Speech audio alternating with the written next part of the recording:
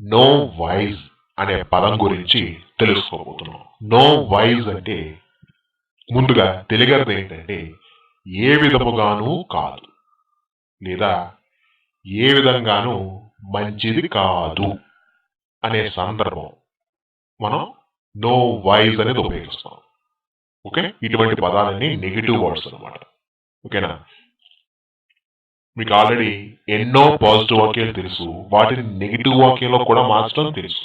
కానీ నెగిటివ్ వాక్యాలని మనం అలా ఉపయోగించకుండా ఈ పదంతో మనం చాలా చక్కగా చాలా సింపుల్గా ఉపయోగించవచ్చు. ఎలా అంటే చూడండి, చెప్పడం కంటే ఇక్కడ మీకు డిస్ప్లే చేస్తే బాగా అర్థమవుతుంది. చూడండి,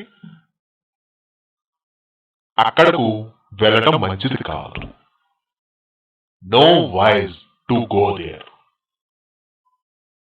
ఆమెను ఆపడం మంచిది కాదు.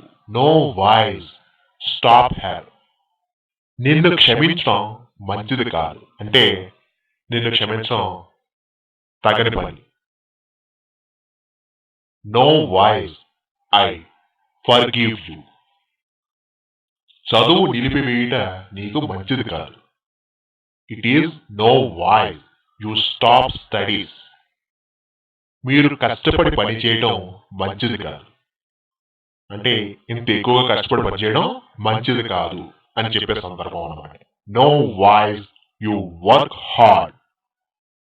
ఓకే, ఇలా మీకు ఏమి చేస్తే మంచిది కాదు అని మీరు చెప్పాలి అనుకుంటున్నారో సింపుల్గా మీరు చెప్పాలనుకుంటున్న సెంటెన్స్ కి నో వైజ్ అనేది యాడ్ చేస్తే సరిపోతుంది.